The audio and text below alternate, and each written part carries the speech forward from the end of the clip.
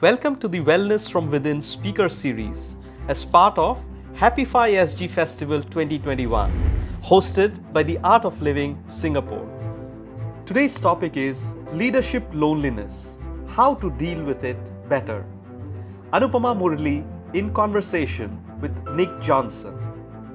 Anupama actively teaches Art of Living programs in Singapore and is very passionate about inspiring adults and youth to adopt meditation as a way to manage their minds. Professionally, she's a seasoned IT consultant turned certified life coach and a keynote speaker. So thank you, Nick, for joining me today. This is part of the Wellness Within series of the Art of Living. And for the viewers, Nick is the founder and managing director with EGN, a global network of executives, over 14,000 members across 8,000 companies. The purpose of EGN is to provide the confidential space for people to really have meaningful conversations, share their ideas, collaborate without worry. Nick is an enthusiast for many things. He's a fitness enthusiast, a triathlon athlete, and also a mental wellness enthusiast. And that is what really brought his profile in front of me. I was very curious to speak to him. And he is the author of a best-selling book, which is called Executive Loneliness. So thank you once again, Nick, for joining us. And I'm sure it's going to be a very interesting conversation. So Nick, how did I come across yourself is because we're part of the same group, WhatsApp group, in fact. And you mentioned your book there. And a lot of people talked about purchasing the book, and which I have also done, the Kindle version. What got me interested is the title. I never thought about it that way, but I fully agree with you that this, exists and needs to be addressed. So my first question to you is, why did you decide to write a book about it? Well, Anupama, I have during the past years with EGN, where we do confidential peer groups, I've been a part of hundreds of these sessions. And the fact that the senior executives there sign an NDA means that they find it as a safe place where they can share their challenges quite openly. And I started after some meetings already hear a trend that how lonely they were in the decisions they had to make, how much pressure they were under from the head office to deliver, constantly performing better with higher and higher targets. And they were left alone to basically make the big decisions. And when things didn't go well, they felt pressured, and it was very, very difficult for them. They couldn't then also bring home these challenges and talk to the family at home. And perhaps the friends they had outside of work couldn't also really understand what was going on. So that was actually the time when I started to think about this. And then I decided to do a survey to really find out how they were, basically the stress level and how anxious they were and how lonely they were. And that was the eye-opener for me. And, when I was reading about your own journey, there's a interview that you had given at Straight Time, where you speak about your own personal journey and how you faced it yourself, not only witnessed many others. So what was your turning point, Nick? Well, just like the stories I could hear from many of the executives, I also had my own journey. I live in my 7th country now, Singapore. And it has been an amazing journey, some fantastic, great jobs. I worked in Thailand, Indonesia, Vietnam mainly, and in some great general manager, general director roles, big positions with big packages and so on. But of course, it has its up and down. And I could look at myself in the mirror and say I've been unlucky, and I could play the victim card if I wanted to, but I decided not to, because it's just been unfortunate that sometimes perhaps you don't get along with a person, or maybe sometimes a company these days go through a merger and acquisition and you're just let go. And that's what happened to me. And it was just unfortunate a couple of times when it was extremely challenging for me to deal with that. And as I'm sure many of the listeners can also associate with, that it's difficult on the job market now, especially also if you're an expat like myself. In your book, or in that interview, you also have spoken about the fact that you interviewed a lot of people, over 50 executives, and up to 30% of them actually acknowledged and agreed that they are also suffering from this executive loneliness. I'm just curious, Nick, with all the work you have done, so many people you've spoken to, not only for your book, but also the work you do as a coach, Why do you think it affects some and not others? Well, first of all, the numbers, the 30% you're referring to was actually in 2019, before COVID. I did a survey again in December 2020 to the same group of people, and the number had doubled. So it just shows that we have had a pretty tough year, and especially for senior executives, it's been more decisions, more pressure than ever before.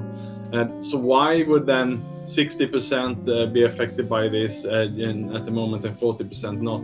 Well, it's a lot of factors, and it obviously depends on who your connections are, your relationship with your boss, your relationship with your colleagues, your relationship with your wife, with your friends, if you have a couple of close friendships, but also your relationship with yourself. And that is the first thing. If you don't look after yourself, then nothing else will follow. And this is also a big part of my book, that and I think you will agree with that. The most men, especially when we are after the 30s, are pretty bad at making new friends. Women tend to have a couple of close friends, at least a handful, who they can be honest with. Men are pretty bad at that. And that is just touching on some of the differences. So Nick, you mentioned a very interesting point. It's not only about our relationship with others, situations, but it's also with ourselves. So in that journey of yours, becoming an author and also working with a lot of people now, I'm sure that it is deepening for you as well. So what is this relationship with oneself? Can you explain in your own words?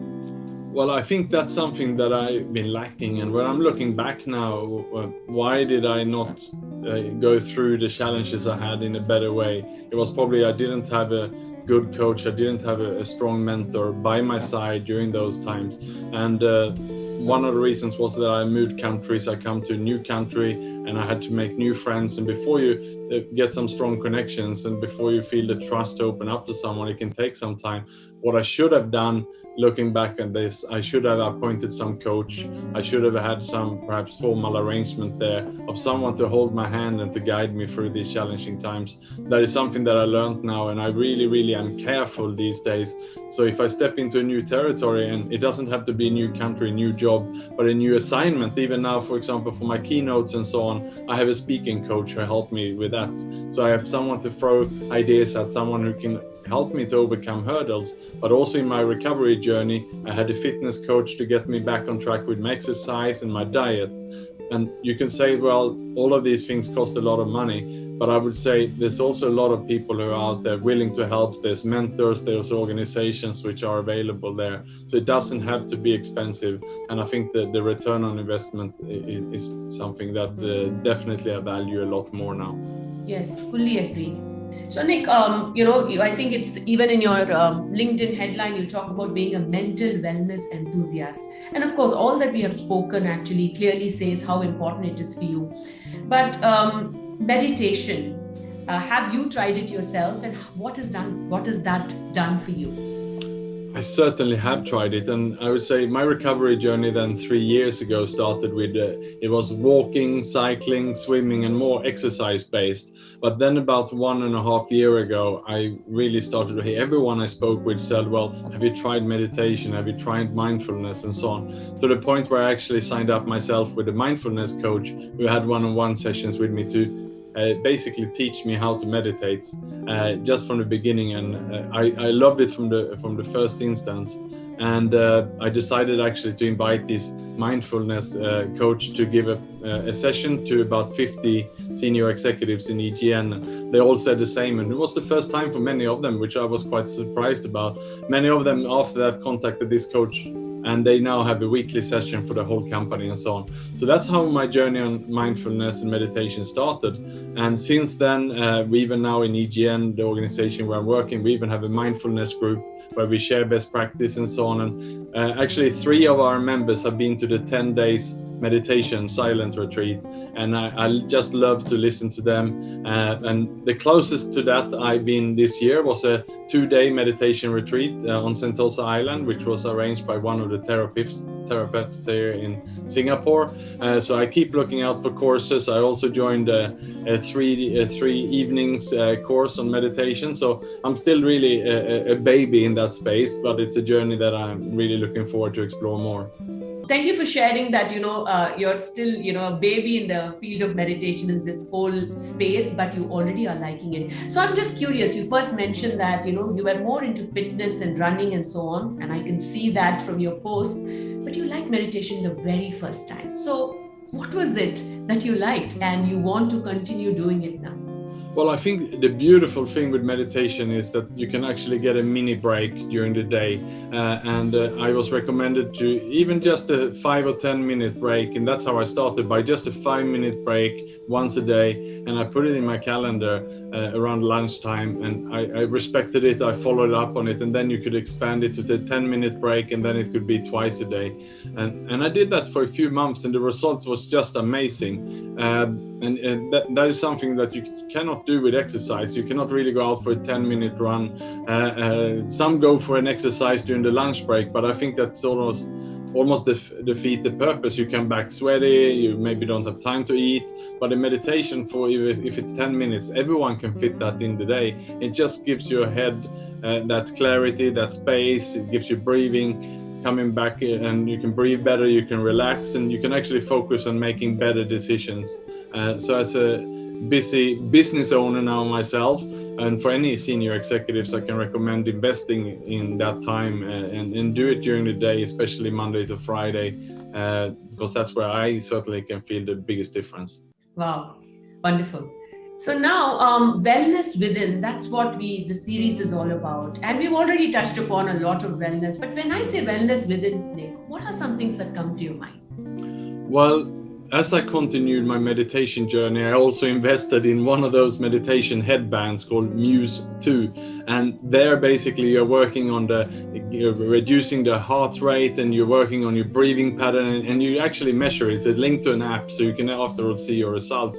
So to me, the wellness within is really be able to, start controlling, and as you breathe, to bring down your heart rate.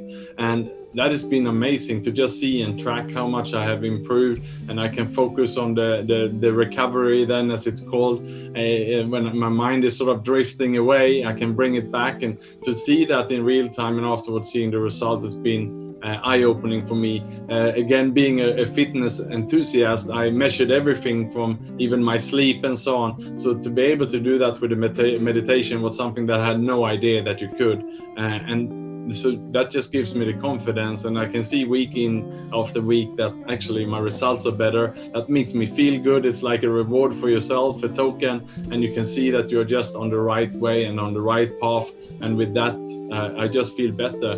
My rest heart rate, of course, being an athlete, is really low, but that means also that during the day, if something stressful pops up, a big decision or a crisis, I can deal with that in a calm manner, and that means that I can make a much better decision. It takes a lot to stir me up and make me really, really stressed, and so that's what I think the combination then of exercise and meditation has created for me. While you're meditating, you're lonely. You're just by yourself. But you just mentioned that state actually allows us to find answers. So how does that compare with actual loneliness? And it's all about being present, by being able to bring it back a step. And because if you are more present, then I think you're observing what's around you, and then even though you're inside yourself, you don't really feel lonely. Because the other loneliness, which is not a healthy one, is when you're even in a packed room, or you might even be surrounded by your friends and family and colleagues, yet you feel lonely. But that's because you lost the connection already within yourself. And if you don't love yourself, or you're not happy, you're not feeling connected, and you're not present, then that's the loneliness that you have to watch out for. Wonderful. So I also sense that, while there is a need for people to find wellness within, there may be some fear and worry about it to actually seek that. As an expert in this area, having written a book and with all the work you did, what would be your advice to the viewers? If any of them are having such thoughts or worries, what would you say to them? Well, I would say don't bother talking to your boss or your company about it, because they might not be in a position to do anything anyway. Talk to someone else. I mean, in my case, I opened up to my wife first. The second I opened up to was to a support group, a mental wellness support group. And then after that was to doctors. After that was to psychologists, therapists. and coaches. So that's the journey I went. And now my company knows about it, but it was down the line. I didn't want to put my job or my reputation on risk right away until I was also in recovery and until I overcome. So there's so many resources out there, and that's what I do also for a living in my organization, where we create these safe, confidential environments where executives can open up and discuss it. So, Nick, I just want to share one thing that Sri, the founder of The Art of Living, who inspires millions of people to meditate and find their answers within, talks about. He says, if you are someone who cannot, doesn't enjoy his or her own company, imagine how boring you must be for others. So really being with oneself and enjoying one's company is all about finding that wellness within. What is your view on this? Yeah, it's a great question, Anupama. And what I heard in my support group also from executives and so on who've gone through some challenging times is that when they've been extremely unwell with themselves, they could not even turn on the mirror turn on the light and see themselves in the mirror in the bathroom when they were shaving, for example. That's how bad they felt about themselves. So you obviously need to go through a journey when you start to almost love yourself or accept yourself for who you are, and you have to basically take responsibility for your actions. If you've done something wrong, it comes with, as I'm talking about in my book, to make amends to the people you have harmed and make peace with the people around you. If you have hurt people and you make it right with them, then you will start to feel better about yourself. And it's also about being of service to others, help others, and then with all of these things, you will start to like yourself, feel better about yourself. And that's where I see really also the meditation, the exercise, and the food comes in. So to me, it's a 360-degree package where everything has to be aligned, everything has to be good. That's when you feel great about yourself from within. Wonderful. That was fascinating. Okay. So the last question for you is, within EGN, I know that you have 52 weeks and there are a variety of things that you do for executives, skill sharing, skill upgrade, perhaps, confidential peer discussions and so on. With respect to wellness within, how do you in EGN help people open up to this possibility of using meditation as a way to find those answers and connect with themselves? So when it comes to meditation and what we do there, we have at least 1 or 2 events per year in meditation. That's basically on the agenda. So out of about 50 topics in a year, 1 or 2 at least minimum per year will be dedicated to meditation. But we also have an interest group for everyone who's interested in mindfulness, and we have almost 30 executives who are part of that now. And there we meet at least for a quarterly lunch when we share what's going on. And that's also how we found out about this meditation retreat on Sentosa Island we went to. And we're also supporting the Big Sit, which is a meditation which happens at Gukko Tower once a month, which is for 50 people in a big sit, basically group meditation outdoor. So that's some of the initiatives that we have so far. But remember, we are only 1.5 years into this journey, because it was me as the MD who brought it in when I found out about meditation and mindfulness myself. So as I'm evolving and other executives are finding more help in meditation, I'm sure it will play a bigger part of the program moving forward. Thank you, Nick. I really am optimistic about it, and I think that the whole world, including youngsters, because I also teach children as young as 8 years old, meditating and breath work in small ways, and then teens as well. Definitely there is a lot that this practice can give people to find wellness within. And I think as we work with executives and we work with all people, the intention is to make a difference, to share with people that this is possible. So in order to combat loneliness, you can actually go within and figure out the answers. So it was a pleasure talking to you, and thank you for sharing your journey, and thank you for sharing those tips with our viewers. And also thank you for really, I would say, raising the value of meditation and the importance of that. It can play a lot of role in helping us overcome isolation, anxiety, depression, and really live more fulfilled lives, I would say. Wonderful. Thank you so much for today, Anupama. Thank you, Nick.